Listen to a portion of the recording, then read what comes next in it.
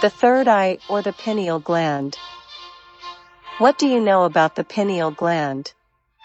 Have you seen its shape in any ancient civilization's sculptures? What are its functions and purposes in the body? What it has to do with the third eye? Let's question, investigate, and discuss as a dialogue between two friends. First, let's take a close look inside the human brain to locate the pineal gland.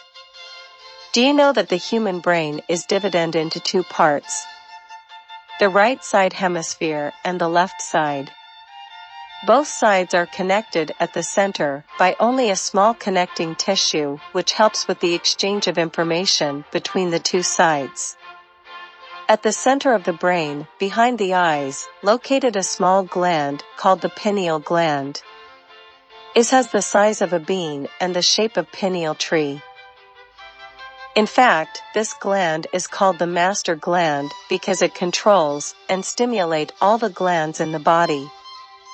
It has also other functions to regulate sleep cycles, and it is mostly affected by light and darkness. In fact, the pineal gland is located directly behind the eyes at the center of the scale, as if it is a third eye. The pineal gland is also attached to the same optical nerves of the eyes, and it is capable of producing optical illusions, visual hallucinations, and vivid images to the brain. Since ancient times, many civilizations discovered the potentials of the pineal gland. We can find it in different ancient architecture and drawing in like the Egyptian and the Mayan civilizations.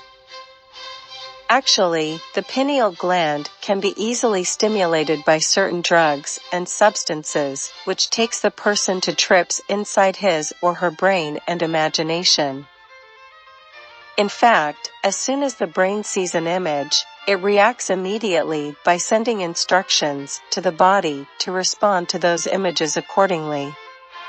If the images are positive, the brain switches to rest and to digest mode, but if the images are negative, the brain switches to fight or flight mode. Those images are eventually registered in the memory archive forever, and it shapes the thoughts and feelings of a person for a lifetime. This is a mechanical process. The human body is a sort of a machine. Learning how to operate it can help tremendously to avoid unnecessary breakdowns and malfunctions. There has been many theories, superstition, and beliefs around the pineal gland considering its important role. Some calls it the third eye. Once it's opened, it leads to tremendous potentials and spiritual experiences to the unknown. Many people throughout history tried different techniques to activate this gland. Some ancient civilizations tried to use traditional herbs like mushrooms and ayahuasca by inject them into the body as substances. Others are trying smokes for inhalation. Modern pharmaceutical researches in the labs are making strong drugs such as LSD and fentanyl, and finally other groups are trying peaceful and internal methods and techniques to reach this gland by forms of meditation, breathing, chanting, and dancing. Overall, everyone is trying to stimulate this gland in their own way, but they all share the same objectives. That is to say, to push the pineal gland to release its chemicals and hormones and have mystical experiences. After people experience the potentials of this gland, everyone makes their own interpretation of those experiences. Some calls it a spiritual journey, a healing power, a gateway to the unknown, or simply fun and crazy time. For this reason, many historians and researchers contributed some ancient beliefs and religions to the consumption of such strong drugs, which takes the person to a journey full of hallucinations and illusions. This can be seen clearly in the ancient drawings and sculptures in the form of magical characters, images of monsters, ideas, and thoughts, which are different from the usual objects that ordinary people knows and sees. This is where some people claims to have opened their third eye and starts to see the world differently.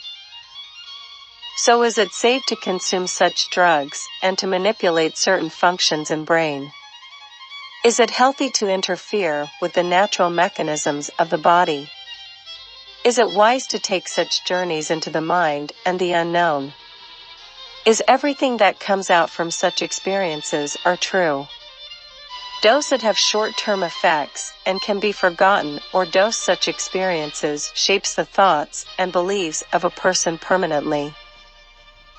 Finally, how can a person detox him or herself from this bad experiences, thoughts, feelings, and beliefs, which are the results of drugs? How can we detach from ourselves from addictions? Is it possible to unlearn what have been taught unconsciously by imitation, repetition, and dictation?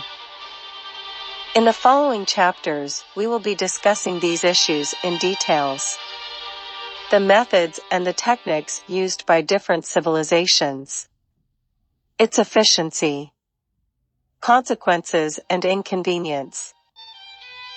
It takes about 14 minutes for the body to get rid of chemicals and hormones released by glands in the bloodstream to return back to its natural state. For example, when a person experiences anger, rage, fear, anxiety, or overexcitement, it's important to allow this much time to calm down the nerves in order to resume talks, discussion, work, or simply to think clearly and rationally. Simultaneously, it is important to learn how to manage the release of others' beneficial hormones such as dopamine, which gives a rush and a force to the body at the beginning of a task. These natural body chemicals are precious and it can wear off easily. It needs to be managed properly. Sometimes the person starts to lose interests and enthusiasm without any logical reason. People can suddenly start to experience fatigue and laziness.